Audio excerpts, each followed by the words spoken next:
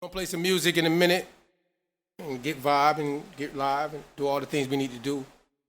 I got some people in the building that's gonna talk some stuff. I got the serial entrepreneur Brian Anderson with me tonight. Yo. So we're gonna touch on a lot of things tonight, though. We're gonna try to get some information in. We're gonna be very serious about that information, and we want y'all to really tap in. You know what I mean? Tap in. Autonomous Party, Thriller Campaign. So Blaze, honorable DJ at Thriller Campaign Sound. Gonna play a couple songs for y'all. Vibe with us. Vibe with us. Garrett Sound of BSB. Pierre Kobe, what up? What up? Okay. We live. Thriller Campaign. The Autonomous Party podcast. Sunday night, we running a little late, the time frame of what we're doing, but we appreciate y'all for tapping in. Trying to get everybody logged in for the first time we doing this live. So we're going to get y'all some information like we said. We're going to run it down real quick. My name is Mac Illa, the campaign's Thriller. We started back in, we go back about 15 years. To put it on record, throwing parties in the city from Coco's, Palm Grill, downtown, Lost Beach, Osceolas, Beach Place. Done a lot of things in the city once again.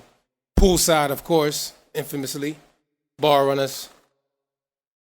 But right now, we're talking about some information that we want to talk about and get it right. To break down some things before we go into some information with the guest we got for tonight that's going to do the 15-minute episode every Sunday for our Autonomous Party podcast. I'm going to break down real quick for y'all what Thriller Campaign kind of means and what it stands for. Thriller, the harsh reality is live life always, and at the same time, autonomously. Most importantly, autonomously. Govern yourself accordingly. So with that being said, that's how we came up with the Autonomous Party, to give you some information to the community and break down some things for y'all. And with that being said, we're going to go into the topic of the night with our guest that's going to give us that 15-minute interval of some good source of information. Get your notes, do some research, hit us on the Thriller Campaign joint, let us know what you think. Responses, let us know what you think. It's always good to get some feedback. Indeed. So, with that being said, I'm going to introduce the serial entrepreneur. The serial entrepreneur, like literally. Brian Anderson. Thank you, family. Appreciate that. Much love. Yeah, what I want to do is I just want to speak to the family tonight about economic empowerment. What that does essentially is that's going to create a lot of financial freedom. What I have is I call it 4 pillars. Those 4 pillars are really going to allow you to create this foundation so you can have some financial freedom. One of the first things is that what a lot of people sleep on is credit. You look at credit and you say, I don't even know what my credit score is. You need to go check out your credit score. You can actually request 1 free credit score every year. You can also go on Credit Karma. Go on Credit Karma. It's a free service online. Pull your credit score up. Most of the time, you're going to go out and you're going to try to apply for credit, and you're going to need to know how financial institutions are looking at you. To understand what your credit worthiness is. A lot of people don't understand that, and if not, then you're going to pay more money. Right. If you understand your credit, you want to at least have a minimum of a 620 when you go to borrow money. 720 is really desirable because it's going to allow you to put you in that upper echelon. It's going to let you an A+ borrower. Credit, you can borrow X amount of money because you have this good credit. The worse your credit is, the more you're going to pay. Right. So if I go get a car with great credit, I'm paying 2.5%. You get a bad credit, you're paying 10%. That's 8% difference. That 8% can't go back into investing, can't go into savings or create an emergency fund. It's going to pay a bank because your credit is you're not worthy. Right. And you have to build your profile. So first thing you want to do is look at your credit. Make sure your credit is good. Make sure it's tight. And when you look at your credit, creditors are looking at a few things. They're looking at your trade lines. They're looking at how you pay, and they're looking at your credit score. So if I look at your trade lines and I say, okay, you got a Best Buy, you got a Marshalls, and you got a Exxon gas card. Those are not real strong trade lines. Right. A good trade line is an installment loan like a car. Right. Right. And you have another credit card like a Visa or a MasterCard. Even that though you're it calls paying a on. debt. Even though it calls it Right. considered a debt, but when it Right. comes to the trade line on a business or on your trade credit, it looks Correct. good. Right, because what You it know is what I that all it is a track record. I Correct. want to see how you pay your bills. Right. If you had the money, you wouldn't borrow the money. So Facts. right, so you want to borrow the money. I want to see if you have the ability to pay back. It's the same thing on the street. Mm-hmm. Let me see how your name is on the street. If your name is good, then I'll front you. If your Right. name is bad, I can't front you. That's real. Or you have to pay more money up front, or you get less. And what you do is you're going to pay less throughout your whole life if you don't fix your credit. You're going to repeatedly pay money, and you're going to wonder why, man, I'm not getting ahead. You're not getting ahead because you're paying 12 extra % every single month. Mm-hmm. So you have to understand that that's very important. The next thing it is that once you establish your credit and you say I have X, Y, and Z credit score, it's strong enough, you want to look at your utilization. Your utilization is very important because creditors don't like you to use more than 30% of what you borrow. So if you have a $1,000 credit limit, you want to keep it at $300. If you go over $300, that's going to reduce your credit score. Every month you over 300, that 30%, your credit score can go down every single month, or a point or 2 points, or it'll just sit there and it'll move sideways. You won't even gain anything, you won't lose, but it'll just sit there. When you're talking about credit, since you're speaking about credit, Right. you know, I think a lot of people don't understand, like, on a real general term, like, how this whole credit thing came about. Right. Since we're speaking about credit Right. tonight. Like, you brought up economics, and obviously our system is now built off of credit and debt. Right. So with that being said, when we're dealing with credit and debt, we got to look at how did that come about. Right. So do you know when that came about as far as credit and debt and how we established this in the system of I mean, there's so many debt and credit, you know? ways to look at that, and we can go back to the history of this country, Yeah, give and me it a- can get really broad. But if we just deal with the 3 repositories, which Right. is the Equifax, TransUnion, and what's the Experian. If you look Experian. at those are just private companies. They're Private. they're all private companies, and they decided that they're gonna report your information. Right. And what happened is that a lot of other companies came in and they said, hey, I want to be able to understand what my bar, the risk is I'm taking before I give this person some money, or I'll extend some credit out to them. So they went to these people, which is, what is it, Fair Isaac, I believe that's what it's called. Right. And they got together and they say, hey, look, we want you to be able to tell me if this person is credit worthy. When you say that, though, Right. people think in their mind that credit and the government, they're not connected. You know, you said private. You mentioned Right. that the same companies that are rating you for your credit are private entities. Mm-hmm. So that don't mean that has nothing to do with the government, obviously. You know what I'm saying? So, like, you getting your credit together, and the people that set up this system for you to be now rated based off of your actions and record of what you've done in the system, Right. of what you bought, what you paid for, what you leveraged, right? Gain, losses, all that. It's basically a mathematical system. Right. You know what I mean? Right, because Arithmetic. of It's yeah, just right, counting your debt and credits of what you put in and what you take out, or what you owe still and what Right. you don't owe still. I mean, to keep it simplistic, but obviously, like you said, it could be broad. And when we go to the understanding of certain things and how it's attached to yourself and how it got to attach Right. to who you call ourselves, a person. Right. You know, to your credit being a business as well, being separate.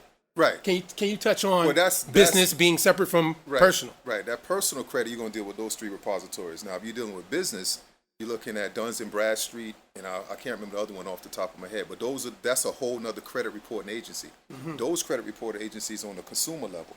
So on the consumer level, you're going to be dealing with those 3 entities. Right. Right. And those are the ones that, what has happened is that all the companies, the banks and stuff, they decided that they were going to go with these people. They picked one of the 3 to go with, and that's why those people are in business. Right. It's just like anything else. It's Right. privatized, but it does help them.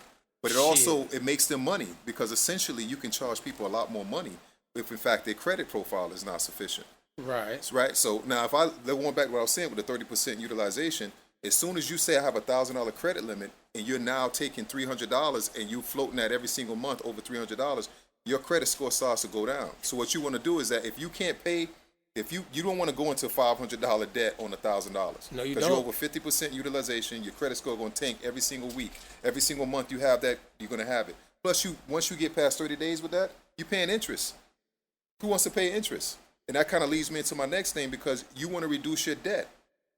I'm looking at your credit report. It's a certain factors that starts your credit report. I'm looking at the length of your credit, how long you had credit, how you pay people back, what your credit score actually is, what do you have credit for, And those things are some of the main factors of how they establish your credit score over time. And that's what you want to be focused on too. So build good, strong trade lines. Try to keep your interest rate low. Keep your interest rate low by building your credit score. You got to build your credit score in order for you to move forward, because you can't get financially free if you don't know what your credit score is. You're going to pay too much in interest. Real quick, I just pulled up something and I asked a question while you were talking, and it said I went to Google, you know what I'm saying, just in case. And I'm hope Kofi real quick dig in just on this while we're having this topic tonight, because I asked the question, when was credit started? Mm-hmm. And it gave me back the first credit card was the Diners Club card in 1950. That's correct. 1950. Yeah. All right, so the card was used for the travel of entertainment, and the balance had to be paid every month. Every month. So like the next one was Amex, and they did the same thing. So we didn't get into credit until 1950. People actually using the concept of credit, right, and the word that we use it now until 1950. Right. All right. So that needs to just be understood so people understand how long we've been dealing with this system of credit and debt. Right. Debtors and creditors. And creditors. Public or private. Right. However you're being matter. used or maintained, they're going to use it yourself. Right. Get Exactly. it? Yep. Because you could be used by it, or you could be the one using it. Right, it can be using it. It's a tool, and sometimes we get used by the tools or the machine or whatever you want to call it, right? And that's what we want to talk about, is being able to flip it around. Correct. So you using it now. Use it for instead of yourself. Using you, and you don't know what's going on. You got this bad credit, and you're going begging people for money, and they're saying, okay, you can't get any money. You don't understand why you can't get it, but because most of the time your credit is not good. You say, man, how's your credit? You going to buy a car? Oh man, the anxiety. You start sweating. You start looking around. Man, I don't even know what my credit score. I think I got a 5 something. Well, that doesn't make any sense. You're in this game and you don't even understand. You don't have the materials and the tools in order for you to win. That's a tool. Your credit score is a tool, because you're going to pay a lot of. Same thing with understanding how to use your credit. Going back to that utilization, if you keep yourself under 30% utilization, those credit reporting agencies, they bless you. Every month you'll see 3, 4, 5 incremental gains over the fact of maybe 6 months. You'll see yourself go up 20 points. Another thing is too, look at your credit report. It may be something on there that doesn't belong there. Right. So you go and you saw, and right now check this yourself. is easier. Back in the day, you used to have to mail people and write letters. Now you can just go online, create an account with Experian or Credit Karma, and you can dispute it right online. That's with real. a click of a button. So now you can get an increase of 1 to 3 points. So you may say, man, I got 6 inquiries. You get those off. If you can take them off, that's 18 boosts in your credit. 18 points you get a boost on. Yeah. Just like that. Just like that. Right, and then you start keeping under 30%. The reason that 30% is so important is because it tells people that I'm not poor, and I'm not just trying to make a run on the bank. I had a $1,000 credit limit, and I ain't just go charge $1,000 max out, and then keep that balance there and pay the $25 a month forever. No, I said I'm reasonable.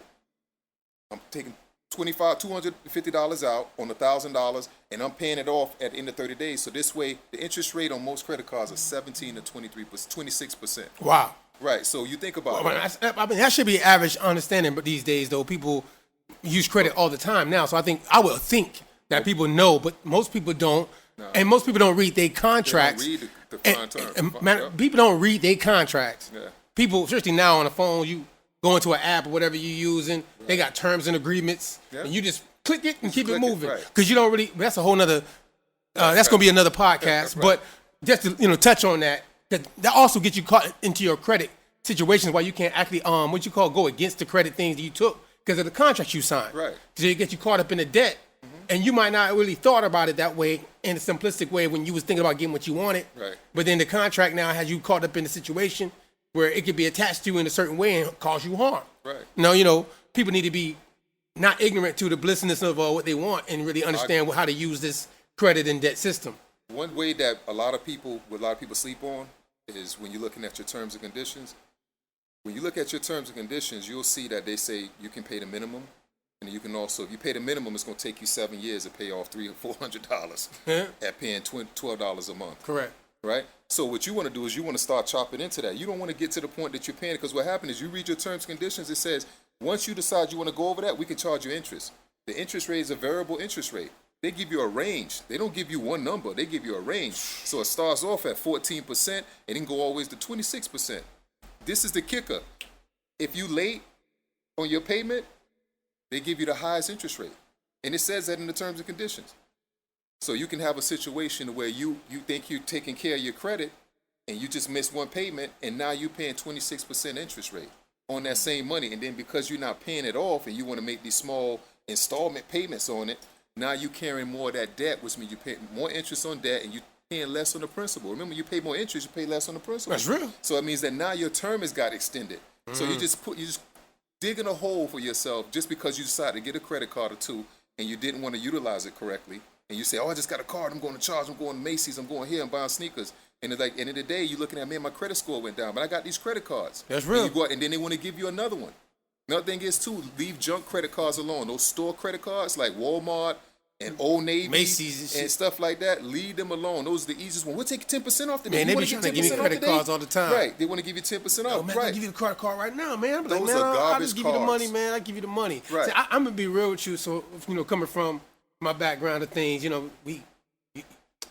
trying to get around the system. I know some people be mad, but Right. as a black man, as they call it, so-called speaking, as we labeled, I'm looking at it however I can get around the system so I can get what I can get.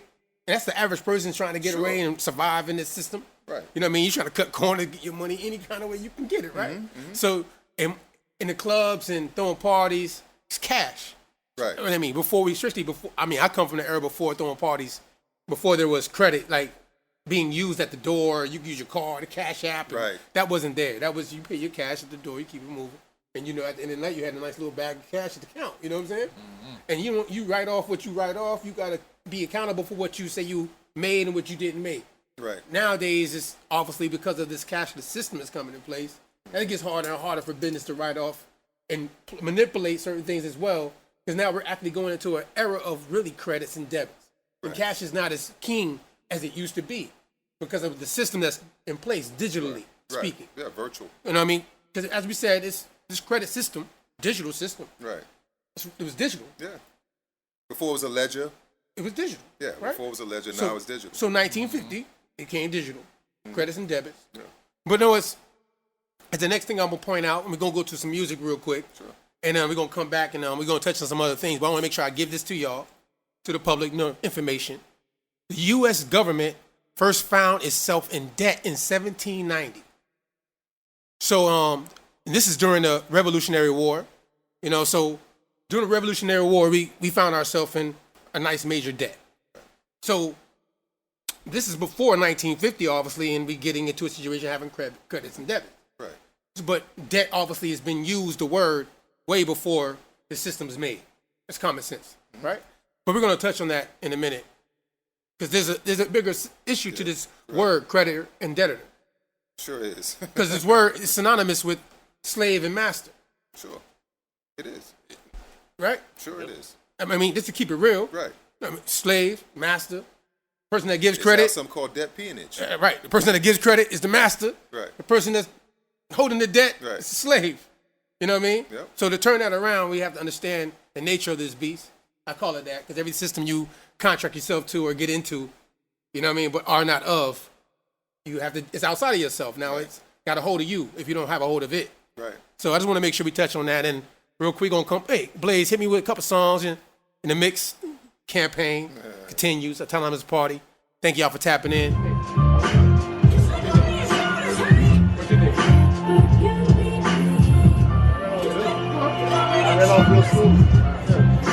I'm gonna give you this quick little clip. Mac Illa. You can call me Yogi. Young OG intelligence. Illa, that's the God. Mac, that's the son. That might come from a Scottish origin or some shit. Gaelic or some shit. Irish, some shit. Mac, we know it's what it is. But economy. 1530s household management is basically the meaning of this word and where it came from, the Latin. Source French economy, Spanish economona, whatever it is. I fuck up words. But German, from the Greek, you know what I'm saying? The household management, thrift. And from manager, steward. So, understand district, near, economy, frugality, judicious. It's from like the 1660s. It comes down here and it says at the bottom is etymology of this word. 1821 is the term advertising. At first meant simply cheaper, and then bigger and thus cheaper per unit or amount. Economy, that's an adjective. Because obviously we're talking about credits and debts. So we're going to obviously understand that credit and debts fall into economy, economics. So we want to understand the origin of this shit. Just for people that might not know, just a cliff note, just drop on it, before we go into that next vibes, what we're talking about, just some factologies of the things, get to the real. BSB. That's the brotherhood, I got to give shout out to the BSB, Baron Sandy brothers. Baron, we went out to Louisiana, fuck with the Washita, and, we came back, nobility. They got to keep it 100. That was a title that was given, honorably speaking. Turner family, Washita. Samdi. Samdi is the highest point of enlightenment. That's the etymology of that word real quick. That's the peace. You're going to find it. You're going to see the light. Before or at death, you're going to get to that light. And we all going to have to understand that. We're trying to spread some peace and some light right now to y'all. Our plan is to make sure that everybody understands how they become autonomous, self-governing in every manner possible. Because we in that time in 2020 where, I try not to get caught up in the politics. Even though I get caught up in the politics. I care about my people. Sometimes they go certain ways, and there's certain lot of information that might not be shared by the major media sources. And I think the major media sources are paid programming. I can go into that too as well. But paid programming is something that, has sponsors and has a corporation have an agenda for what they want put out. So people that work for the paid programming sources have an agenda, and they don't write their scripts totally by themselves. They got to get approved, actually. Because I went to school for public relations, FAMU, 98, by the way. So, I understood that. That's why you got to go to school for it to even get on the radio. There's licensings and all that stuff to come. And you have to stick to a script. You know what I'm saying? Program managers and all that kind of stuff comes into play. But what you can play and what you can't not play. So paid programming is set up a certain way. So we can't, in this day and time, just listen to just the main media sources. You have to go do your research on everything that's being put in front of you. As they say, it's a saying, believe half of what you see and half what you hear. Or is that other way around? None of what you see. Okay. My fault. Say that again. I apologize. Believe none of what you see and half of what you hear. Exactly. So, as I just said that, I was off top of the head, freestyle. It's all good. All right, but at the end of the day, that's how it is. So we got to be careful how we look at things, how we hear things, and not believe in things. We're not in the time of belief. We're in a time where we have to know. And some of our traditions are based off of beliefs and not off the know. That's not science. That's not mathematics. We got to get to that. You can't duplicate it. You can't develop a foundation. Facts. There's no science. No science, no foundation. Spookism. You can't duplicate it either. Spookism is gone. Nah. You know what I mean? Superstition is like it's a variety. It's more of a variety with the superstition. Because right. It could be so many different things. Instead of you saying, hey, you know what, the fire is hot. There's no question that the fire is hot. If you put your hand in the fire, you're going to realize it's hot. It's not subjective. You understand what I'm saying? Right. So when you're dealing with it, say, hey, man, oh, that's the wind. I'm going to call the wind X, Y, and Z. And that's a such and such spirit. Okay, that's cool. But then if you understand atmospheric pressure and you understand when hot and cold and different pressures mix together and you understand how wind is created, it takes away a lot of that mysticism. And you understand that there's a science to stuff instead of you thinking that, oh man, there's some man somewhere that's creating this rhythm or it's a spirit that's doing X, Y, and Z. It becomes spooky and it doesn't seem like you're a part of it. We are part of this realm, the natural realm. Right. That makes it seem like there's this other third dimension and we're not a part of that anymore. You understand what I'm saying? And that's how people get into this worship thing too with that. I mean, I think it's just miseducation. And we've been doctrinized by the system. Superstitious. To be superstitious and dogmatic. Yeah. You know what I mean? Like, and then it feeds to your ego when you become good at that dogmatic. You're thinking that because what you've been taught maybe, and you remember what you've been taught, becomes like redundant because you repeat it like a parrot what you've been given. Right. Not what you know. a lot of time what you've been given. Yeah, just regurgitating. Yeah, regurgitation is not a good thing to have. You know what I mean? Because nothing stays with you. You know, you take it, you eat it, you shit it out, you put it back in. Right. You know what I mean? But you need things that's going to stay with you, style it like your health. Yeah, because everything is as within, so without when it comes to that understanding. Micro, macro. Right. Micro, macro. Yes. Yeah. As above, so below, right? Right. Universe, earth. Simple, science. Right. You know what I mean? No spooky shit. No spooky shit. All right, so spirit, because you just brought up spirit, and you know, by the way, we got a thing we call spectrum, and I deal with acronyms, and that was my influencement through my school of thought with 5% and college days. I fell in love with acronyms. You know what I'm saying? So spectrum is like SOMDs, enlightenment, what SOMD means, political, economic, cultural, trust, reuniting maroons, because we've been marooned in America. We've been marooned here in our own land, Right. commercially speaking. Because business and economics is really what's taking us off the land when we look at right now. We can go back into the history of other things, but Right. when we're talking about right now, presently speaking, we've been knocked off the land through corporations and situations that come in, foreignly speaking, into our communities, Right. and economically able to affect. And we're consumers of those things that come into our communities that don't benefit us. We were the economy in the beginning. Right, we were the economy. Right. We were actually literally the stock. Right. Well, everybody's the stock now, but back then we were the stock. Right. We formed Wall Street. Wall Street. The concepts. We formed the medical Right. and the insurance industries. Because none of those existed prior to slavery. You know what I mean? But, you know, people use dealing with the economics and our will to come together. Like how we used to play in sports and stuff. You have a spirit, you know what I mean? You have the spirit, the cheerleaders that come in and push the effort of Motivate you. to get us Raise into your that kind spirit. of, you know what I mean? To raise our spirit. That's the way we use it in an action, agitative word, not a noun, but Right. speaking in an agitative way of speaking, you know? Right. But when it comes to the etymology of it, it says, you know, the meaning carries secretly, you know, spirit. And it says more active or energetic of the blood, alcohol, etc. And from spirit noun, you know, the meaning to carry off or away secretly. So, you know, from the verb, that's a verb breakdown of the word spirit. You know what I'm saying? Because we be in an action of spirit. Right, yeah, it's action, And right. alcohol obviously is a spirit based off of what Right. it does to your spirit, your soul. It influences you. But economically, we're not influenced the same way. And why are we out of touch in this day and time with really all the different resources that leads us to put ourselves, what we talked about earlier as far as credit and debt, understanding these things, what's going to allow us to ball out as people want to do, whatever, you know, cliche terms we might use these days in certain manners, but in real life, realities, resources, tangibles, Right. that's going to allow us to benefit our communities and ourselves, obviously first, self-preservation, but Well, first you got to understand that where you at. You woke up and you were in war. You woke up and you're in war and you're in white supremacy. Right. So it takes you a while to understand that concept.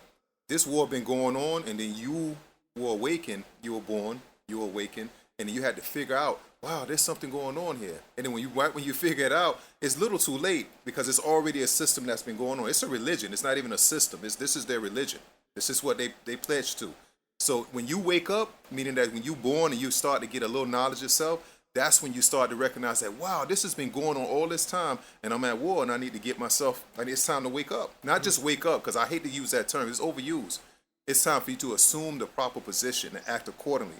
If you're at war, you need to be in war mode. You know, your well, mind has to be in. I want to make sure, you know, because, you know, some people are very, very sensitive.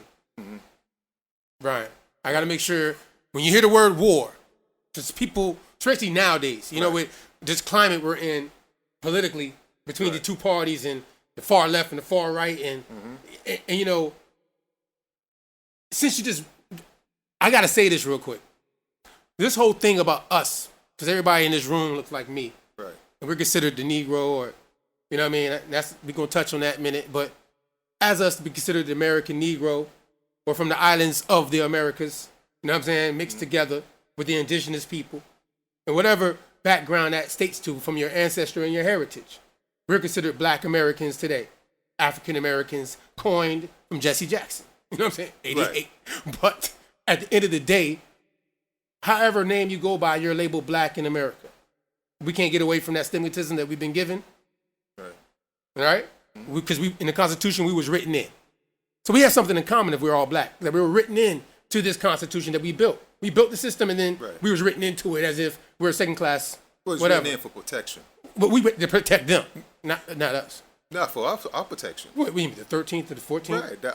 Right. That was That's our, so-called protection. That wasn't protection. That was like that was like a like a babysitting situation that needed to be put on paper a certain way. But what it is that they said that you're free, but you're not really free. You know. So the Emancipation Proclamation. Wait. That's just I'm proclaiming. Okay, now. You understand what I'm saying? Wait. It's a claim. It's not something that's written into law.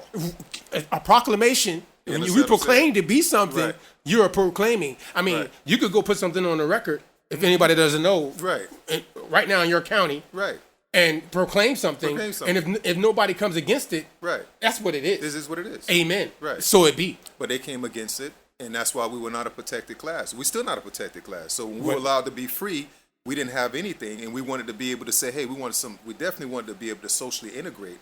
We couldn't do that, but we needed some protection because we didn't want to be going back into debt, peonage, go back into, we didn't want to go back into that Jim Crow. Well, Jim Crow hadn't even come in yet. We didn't want to have, we wanted some protection. So they say, hey, look, I'm going to give you some protection. All right. And I'm going to write it. Remember when they writing everything and they say, we the people? Right. We the people is talking about white people as a collective. Wait. So then. Wait a second, though. Go ahead. Wait. When you, from the understanding of America in its history, when we say we the people. Right. So, I don't like to go very show off, but we're dealing with information, so we're going to make sure people get it a certain way. So we the people doesn't come from white people. All right? Right. The concept of we the people come from the Great Law of Peace of the Iroquois Confederation that got with the 13 colonies. And they, got with them and they got together and they formed something which became, the Continental Congress basically got with the Iroquois and they formed the United States of America. You know what I'm saying? And things were borrowed from different situations to make up what we have today as a constitution. But, the whole we the people part came strictly from the natives, as they would call them today in America, which is, I still, based off of the information, we're labeled that. Right, but when they say we the people, they're specifically talking about white people. This is written for them. Well, for them, right, correct. Right, how they did it. They reversed it. Right. They used our shit against us, basically. Right, exactly. And then you get penciled in 13 to the 15th. 13 to the 15th. They give you some protection. And they also say, hey, look, if those who don't do the right things, you're now that are in bondage or out of bondage, those in debt, and that pretty much covers black people. And they were talking exclusive information that was directly for you. It says that you could be taken back into jail. Right. If in fact you become a criminal again. Facts. So what it is that I can't get you with slavery. I want to industrialize the whole United States right now and get everybody. The Social Security card and all that came around, the same thing with your credit. Right. And that was privatized too, and the government came and they took that over. Facts. I want to get everybody into this system to where now I got a Social Security number. I tag you like you're a piece of crap. Everybody has a Social Security number. Everybody. And also too, you're paying taxes now because I can tax that Social Security What happened to the taxation without representation? I thought that we were supposed to be. I thought we weren't supposed to be taxed. You know what I'm saying? We're supposed to be the people of the. We the people, the republic. You know what I'm saying? Like, why the republic being? If we the body of what they call the United States of America, which is credits and debits dealing with corporation situations, and the United States is definitely that in this time and day is how they're registered as a corporation. So, and that's why they're in D.C. That's not the United States. It's a district, and they're in a district that protects them to do their business. And then the other people tap into the resources that they're able to affiliate for us. They're basically like our in between, like a middleman. You know what I'm saying? Because they're really just a corporation. Right, they're a corporation. So what people don't understand, though, is still in your states, you have a constitution as well. Sure. And then you are in contract to wherever you register, usually first, as most of us through DMV, when we get our driver's license, you know what I mean, to be able to get permission, which is also, but then the bond, there's a bond established with those things that's dealing with credit. So someone gave you credit because someone gave you a bond to be able to drive, the insurance. Right. All those things are things given to you because you didn't establish it yourself. No. You don't have the liabilities if you get in an accident or something like that. So all these things are attended to credit and debt as well. All things are attached to the same system we talked about previously on this, our first show as far as dealing with economics. You don't have to depend on credit. You Correct. don't have to depend on credit. If I have $45,000 and my car costs $20,000, I go in and buy a car. Right. And I say, oh, this house is $180,000. I go in and buy the house. I want for $180,000. that. Give me that. It is what it is. So give me that. Right. You don't involve these people at all. That's why I was saying that one of the next things, like when your credit is straight, is that you got to reduce your debt, and you also got to know what's good and what's bad debt. So most people tell you, "Oh man, all debt is bad." No, that's not right. You got to understand what an asset is and what is a liability. Most people think a house. Oh, I got a house. That's an asset. No, it's not. No, it's not. No, it isn't. When it becomes a rental property, and then somebody's paying you to help you pay off that mortgage, and then you're getting a profit, then you're getting passive income, and then that becomes an asset. It's not an asset. Another thing is too, a good versus bad debt. Your good debt is when you say, you know what, I'm going to take out a car loan, and the car loan is only 2%. 2% car loan. Versus me, and some people say, oh no, but you're not supposed to carry that. It is good debt because I'm going to go and take the rest of my money and invest it. Instead of me paying off that car and paying off $45,000 on that car, I'm going to pay the 2% on that car every single month. And instead of me putting it into and buying the whole car off, I'm going to take the rest of that money and invest it. Okay. Because annualized return in the stock market averages about 7%, an annualized return. Okay. So if you're getting 7%, let's say you took that extra $30,000 instead of paying off that car, and you put it in the market at 7%, I don't know the numbers right now, but let's say at the end of the day, you should probably have like $56,000 to maybe $60,000. Over the course of that car loan term, the term of that loan, over 5 to 6 years, you would have that return, or maybe 10 years, you would have the return. It makes more sense for you to go ahead and put the money in the market than it would for you to go and finance that car, pay the car off. Because they're giving you 2%. Okay. That's good money to borrow. That's good. That's some good debt for you to borrow against because the interest rate is so low. Now, if your credit is smashed, then they're going to give you 12, 15, 13%. And you know at that point, you want to try to pay that car off as quick as possible. Right. Because all your money is going to interest and not principal. That's real. And you're getting rate because now that extra, I'm paying 2, you paying 15, that extra 13%, I'm investing that extra 13% every single month. That's real. You're not investing that. You putting it into this guy and you helping the banks get fat and rich. And that's why you got to start with your credit first because it's a never in the story. Yeah. With the mortgage too, you know. I'm gonna go into that word. That's gonna be one of the words too as well. You know, I know me and Kofi we were building on the word solvent earlier. You know what I'm saying? And like this word dealing with credit and debt.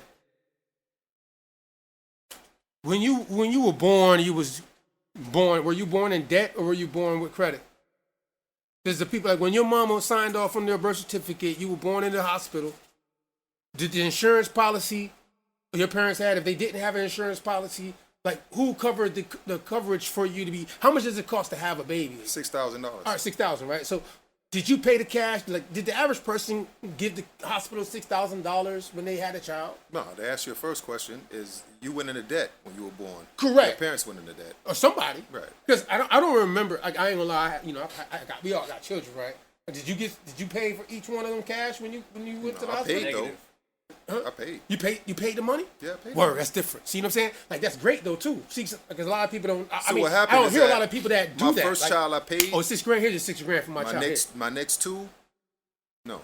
That's real. Because I know how to work the credit. Back See, then I didn't credit. understand how to work the credit. Credit. I was they're gonna put it on my credit. They're gonna do this, and that. And it's like whatever. Medical gonna drop off in 7 years. But wait. Stop. Tap in. See, you know. With credit, since you're speaking of credit, we're talking about generational wealth that comes with credit. Right. When we leave credit, or when we leave debt, you can leave debt for your children when you die, right. or you can leave them you credit. Leave my asset. Right. Your Asset. assets. Well, your credits obviously help you get assets. Right, but you can build assets without having credit. Of course. Right. Of course. If you got the money. Right, but most you people doing who your are thing, very wealthy. Don't use that. Then No. you got to use other people's money. Right. Well, OPP. You know what I mean? You'll use other people's money. OPP. You know, it's the old school. If I got $580,000, it makes more sense for me to go to a bank and say, hey, look, I want to put 20% down. I'll put my down payment down. Well, you know, that establishes some equity and gives me some leverage in the loan, and that's great. I put my 20% down instead of me putting 580. I just risked all my money. What if the market takes a downturn 2 weeks from now? Now what the house is worth 300. I paid 580. I'm kind of not. It's an unrealized loss, but the unrealized loss will be about $200,000. But now if I went and got that from the bank, I'd be like, oh, I don't care. I'm not selling the house right now. I got a tenant in there who's paying me. I'm making $400 a month on the tenant, and they're helping me pay down my principal. I don't care. In another 5 years, I'll get that. The house will be worth that again. You know, but you understand what I'm saying? Right. But when you say with the house, we're speaking on houses. Mm-hmm. So before I even get to the definition of this word solvent, to you know, right. We're gonna go to the word mortgage, right? Mm-hmm. And And when you take on a house, people buy a house a lot of times. It's still definitely better because you can leverage than renting. You know what I'm saying? Sure. Obviously, hands down. It's a totally different It's a concept. way better situation. Right. It becomes an asset. If you're doing your right thing, because you can pull from it, you can do what you need to do. If you come in hard times, you can lay off, you get off your job, you can, Right. you know what I mean? You can do what you need to do. You know what I mean? You builds got equity. space to, Builds you know what I mean? Equity within yourself too, when you have that peace of mind, I Right. think, you know what I mean? But at the same time, there's still the thing called mortgage. And this word mortgage still is a contract situation. Right. When people sign their contract for the house that they buy. That leaves them, most times, if they're not smart, they end up not beating the system. No.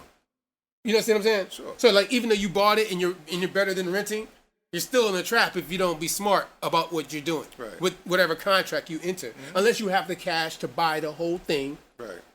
yourself. Or your interest rate is low. But then you're still paying taxes. You That's a finance- whole nother right. conversation. Because what happens after a while, if you're investing that money instead of, let's say, it's two ways to look at it. You can attack the debt and say, man, mortgage is debt. It is a debt. Right. And I'm going to put everything in my hard-earned money, and I'm going to pay the X, Y, and Z on the principal every year. I'm going to pay extra. I'm going to pay extra, and you'll get the debt knocked out. Shit, I'm a room living. I don't want nothing to do with the debt at all. See, the thing of we it ain't is- supposed to be involved with The that. thing of it is that remember that there's tax implications. Debt who? In this it's a tax break if in fact you have a house.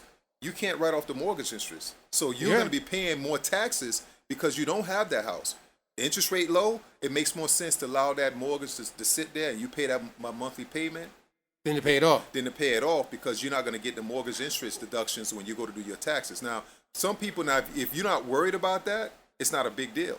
Because if you're an employee, a W-2 kind of person, that's what you want to be in. You know, just do whatever. Now, if you're an investor, it may make more sense for you to say, hey, you know what? I got 3 or 4, 5, 6 houses, and I'm letting them float. I'm just my tenants are actually paying the principal. I don't pay anything on the principal. I'm in no rush to pay off that debt at all. Well, and you at any moment in time, because I had the property for 10 years, I've now built a whole bunch of equity in the property. So now if anything happened, I could sell one property, I could refinance, and there's always some money there. You understand what I'm saying? That being an investor and being a consumer, you just got one house. It probably makes sense for you to try to tear that mortgage up if you know your interest rate is pretty high. Real. Anything over 3%, you want to be trying to tear that mortgage up. You know, like if you're under 3% or like let's say you're under 5%, then you want to keep that because you can invest the rest of it in the market. But you have to invest your money. You got to have an emergency fund and you got to invest your money. That's at the bottom of my little tier system. But you got to invest your money because all that excess that you have that you say, hey, I got my credit good, I got all my trade lines in order, I know what my credit score is, I'm making enough money now so I can put some stuff to the side.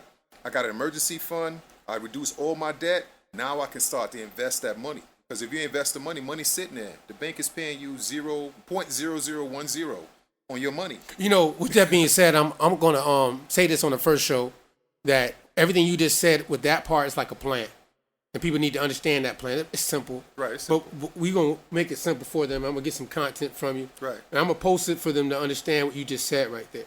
You know what I mean? That right there is a simple part. You know what I mean? As far as emergency money, and you have to invest that money because the bank, you're not making no money on the money. I understand you got to hold it somewhere because back in the day you had to hold your gold or whatever resource you might have called, economically helping you. You know what I'm saying? Right. You had to hold it somewhere. I mean, unless it was cotton. But what you do now is that you got high yield savings plan because the Fed has been pumping so much money into the economy. You probably heard this term before. It's called quantitative easing.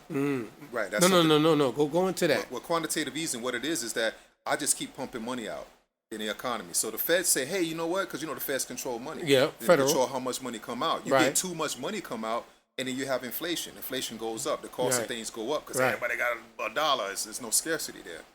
You understand what I'm saying? Mm-hmm. So now with quantitative easing, all this money's coming out. So now the banks are not offering anything as interest rate. The CDs, certain bonds used to get a real nice interest rate. Now you at zero. Because- I have to just with everything we're going on right now and everything you said, it just still takes me to the dawning fact that we got into this situation of credit and debt and how America was obviously the dollar bill was backed by silver and gold. Go, right? And in 1913, Woodrow Wilson makes the decision to Take us off the gold standard. take us off the gold standard and take in foreign money to because they were in debt again. Right. From obviously what I said earlier about when they first went in debt during the Revolutionary War, because of wars. Wars put them in debt. America has always been in wars from the beginning of time of their existence. But and they sold American people. Right. So we've been sold out, and we became the debt that they economized for their debt at the time in order for them to get what they need to run their system after 1913. Chattel property. You know, chattel property. So, I mean, today in time, even though we were slaves or indentured servitude, the word indenture goes right back to a debt. Right. See, all these things are attached to economy. Peonage. All these words really go back to an economic understanding because we're the economy. Because we're the economy. We're the mathematics. You know what I'm saying? Good or bad. Credit or debit. You know what I'm saying? Free labor. Free labor or paid labor establishes your economy. The economy is what, when I go into a place, whatever natural resources I can take out of that land, that's the economy. You know, well, see, I think a lot of people, since we're talking about economy and the word indentured, and the word indentured, obviously is dealing with a debt that needs to be paid. So you're going to be in servitude until you pay off that debt, unless you have something substantially to clear the debt that is owed. Right. So now, there's a difference between indentured servitude and then a slave. You know what I'm saying? Because the slave is chattel slavery, and then you have indentured servitude. Correct. Now, chattel slavery back then was just, the word slavery. First off, Slavic, Germanic word is dealing with a people that was of the lowest class in their time. Sure. At that era of time, which happened to be what we today call Caucasians, white people, etc., whatever, Europeans, but because we really are Europeans too in some cases of our heritage, because some of us come from that 13 colony background.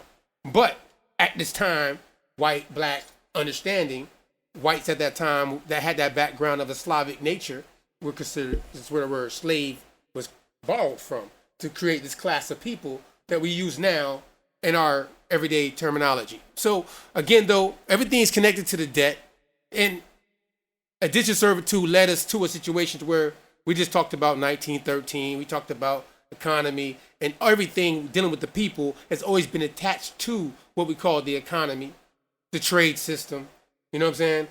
And it's important for us now to become autonomous in understanding how to take on the economy, because we are the economy. Jay-Z said, I'm the business. You know what I'm saying? It's a business, right? I'm the business. So we got to understand that. You know what I mean? Write-offs and everything. But we're going to play some music real quick, though. We're going to come back to you. I appreciate y'all for tapping in, tuning in. Blaze, take off. Yeah, you listening to Super Blaze. Let's go. Freddie Gibbs been on fire. For the last 2 years, the Mad Lib joint. Yes, sir. Alfredo with Alchemist. He just been on fire. Freddie Gibbs been on fire. I don't know. Yes, sir. The last 3 albums, the man has been on. Man. Yeah, the mixtapes, everything. Everything. Everything he touching right now. Serious. Can't train. I don't know. There's not a lot of artists that really could say they really touching him right now, in my opinion, as far as content over the last 2 years. I got to give him that credit too, by the way. I mean, I just talked about Busta earlier, but like content, like presently speaking artists doing their thing, like I got to give him that, like credence of he's on that right now. Like ain't nobody dropping, like Benny and all them got their nice joints, and there's certain people that got they, you know what I mean, singles, and you know, you always got Draking, but consistent like hip hop, like everything, I give it to Freddie. Freddie, salute. Salute. Thriller Campaign. The Autonomous Party. We're going to play one more track. We're going to get into the last. We're going to go to the after party and play some music for you, vibe with you real quick until 11 o'clock. We thank y'all for tapping in ahead of time. And next week, tap in a little earlier. We're going to be a little earlier. You know, it's our first time doing this with y'all, so tap in. You know what I'm saying? That's all I'm going to say, tap in. I mean, really, really, though, we in the background talking about this hip-hop because, you know, that's what we do. And, I mean, as we was just speaking, though, like, off air, you know what I mean, that, like, Freddie's, the concept of hip-hop, even with Busta, who just talked about earlier, is a concept. He knew how to do a concept.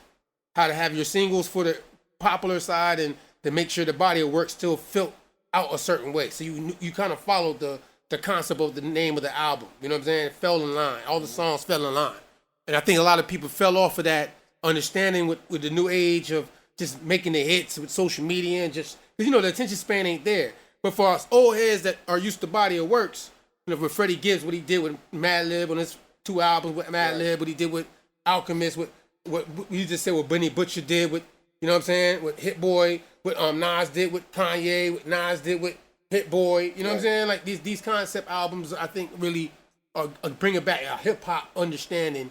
Even though you still got your rap category of just hits and songs that play for the club and you vibe it, you know what I mean? But I like that body of work, and I appreciate that body of work from a cultural standpoint. You know what I'm saying? Because you ain't always in the club.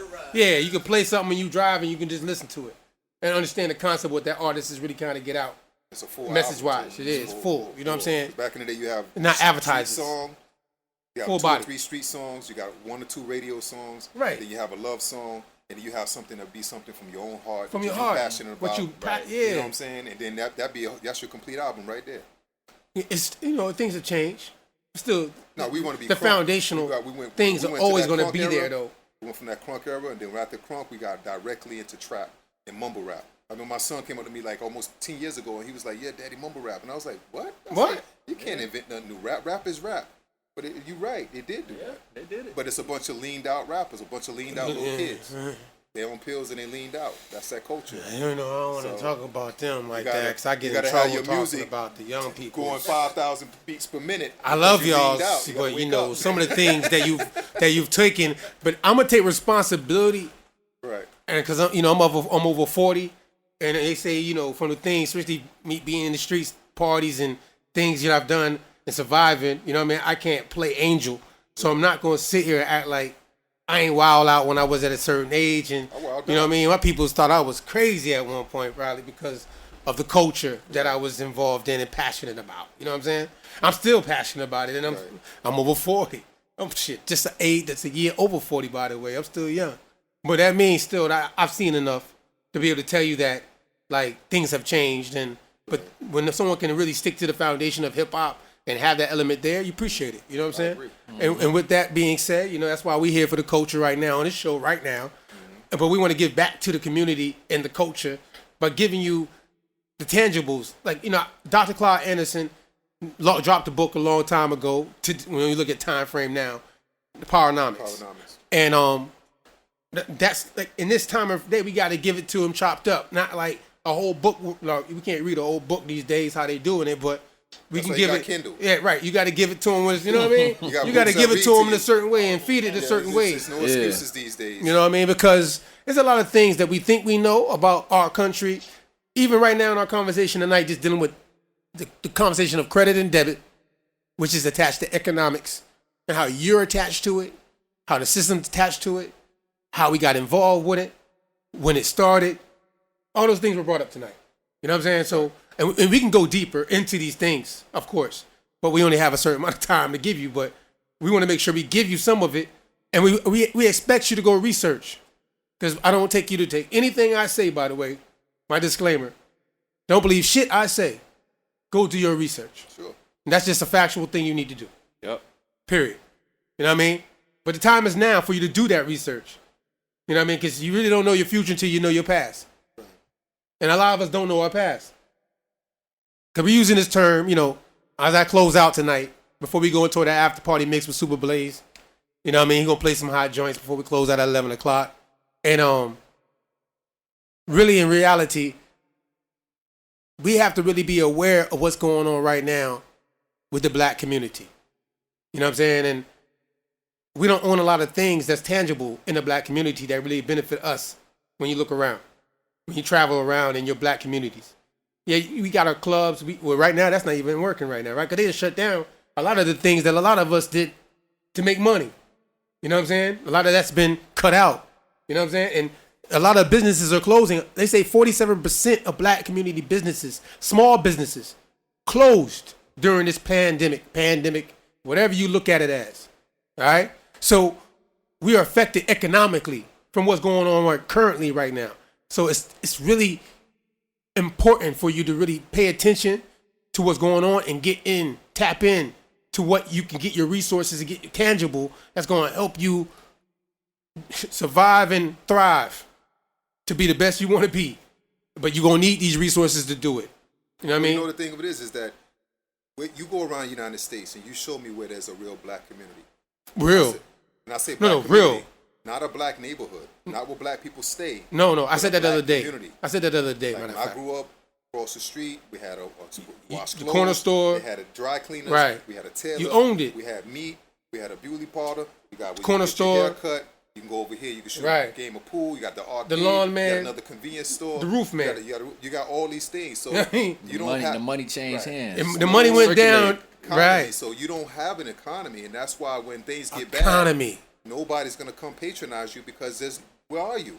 You're not Economy. there. Another thing is too, if you go back to those statistics, black businesses they didn't establish themselves correctly in order to get those PPP loans.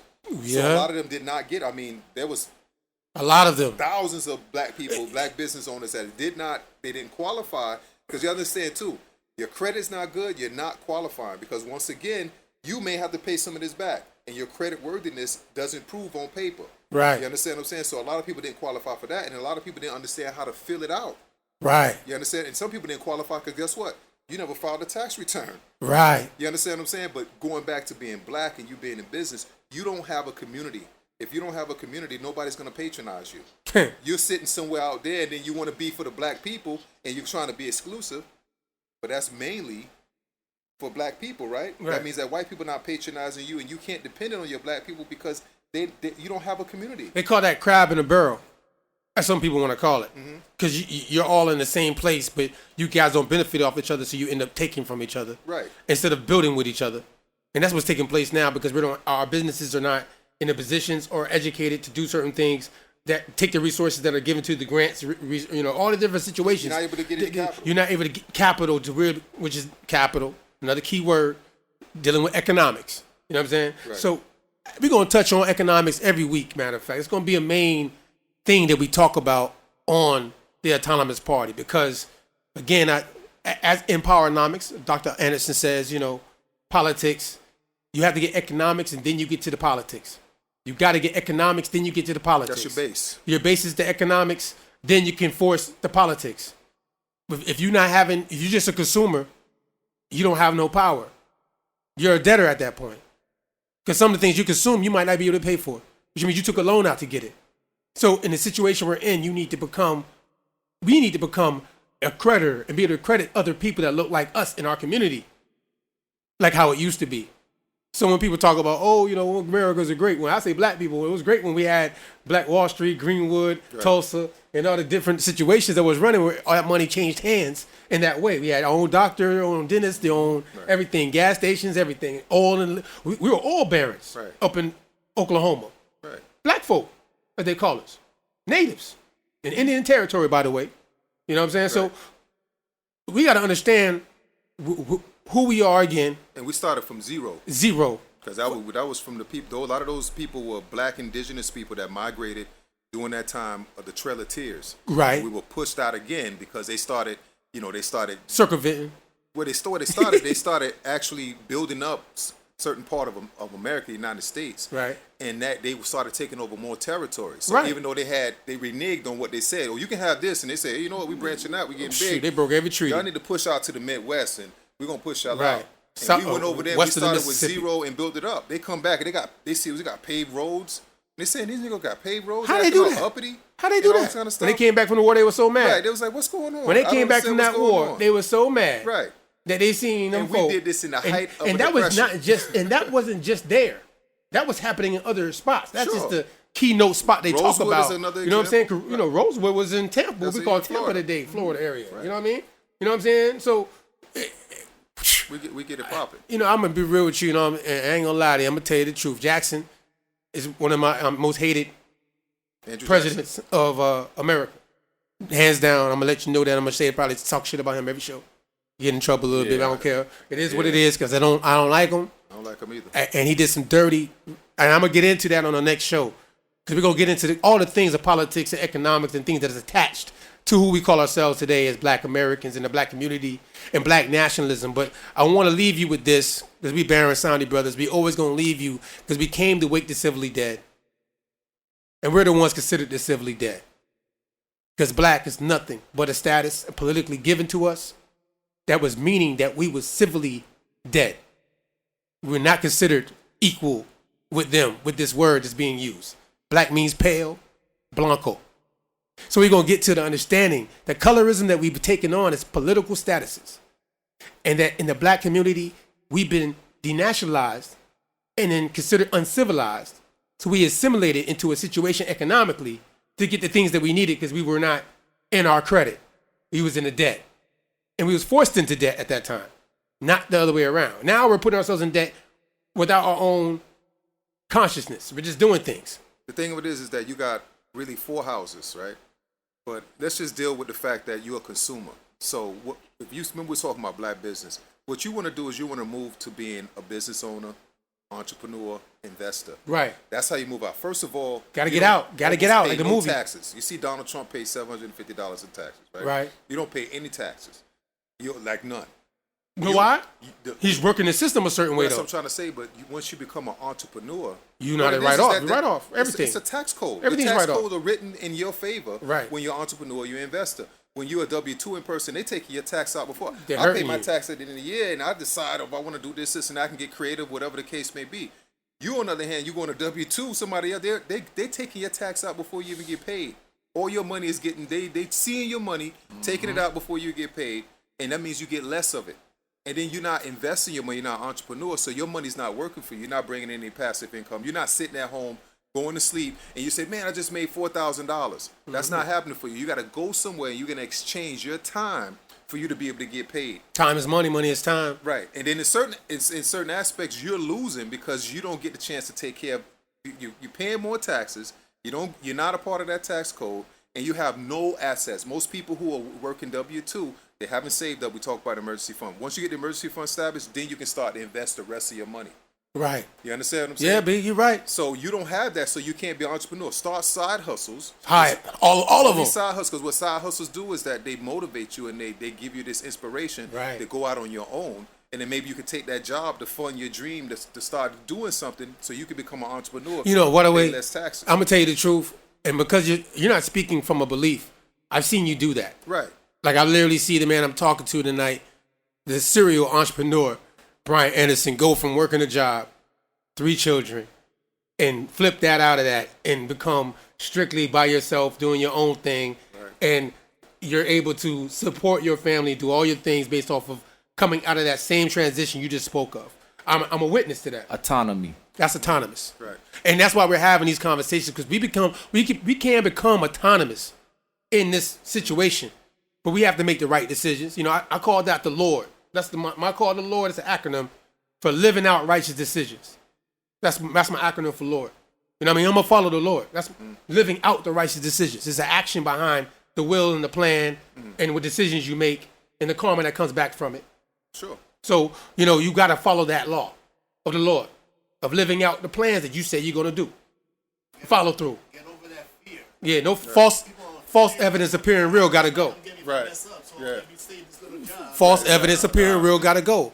I understand we all scared. We all can fall. We all fail. We all make mistakes. We lose, too. You're going to lose in the game. You put money out before you make money back. Right. That's an understanding, too. You're going to take losses. Understand that fear is false evidence of things that you don't understand yet, that when you understand it, now you can tackle it a certain way. False evidence appearing real are illusions. Right. But it's understanding of being scared to make a bad decision, because you're going to make some bad decisions. And understand with credit, you're going to make some bad decisions. What it is and not is that- faulting you for that, but you could correct them at the same time. And You want to improve your financial literacy. And like in the black community, we're not taught about money. Right. You don't know about money. Right. You go to school, they'll teach you all kind of stuff. Somebody. And you come out and you got a piece of paper and you're an educated fool because you're going to go work for somebody. Real They didn't talk. teach you how to become an entrepreneur. They didn't teach you how money works. Facts. You understand what I'm saying? And if you don't know how money works, you're never going to be wealthy. You're going to always work for somebody else. You're going to always be backwards because, you, like I was saying with the interest rates, you'll get snagged there. You'll never get to the point that you come from consumer to actually being a business person. That's real talk. You're a business owner. You own a business. You own assets. You don't own any assets right now. If you don't have any assets, you can't build wealth. You're not wealth building. We're gonna leave that wealth builder. Right, okay. We're gonna bring it into the next week for this podcast and this show, this mixed show tonight. On that note, I'm gonna leave you with a couple things. The harsh reality is live life autonomously, and that is the campaign that we are on. You know, we are the Baron Soundy brothers. We came to bring you enlightenment, on all the aspects that help you get there, help ourselves get there. We want to help you get there. Then that's what we need to do. Indeed. Clear vision. At the end of the day, we appreciate y'all for tapping in. Tell a friend, bring a friend. Check all our different links. We're going to be sharing them. Thriller Campaign on Facebook, Instagram, the Autonomous Party on Facebook, Instagram. The website launch November 30th. We're dropping the website. We're going to have some merch, and we're going to be dropping a lot of content there as well. And you'll be able to get all the access to all the things we're doing in our community. You know what I mean? So just to keep it real with y'all, we appreciate y'all. It's nothing but love, peace and love. Peace and love. Nothing but that. Oh, SoundCloud, Thriller Campaign. It's on SoundCloud. Everything we play on our mixes is always on SoundCloud. You can go back and get it, see it, check the playlist. We always sharing different things, playlists and mixes for your, pleasure. You know what I mean? So you'll be able to check that out as well. Like again, tap in. After party with Blaze. We'll play a couple mixes, get you out of here. Thank y'all for tuning in.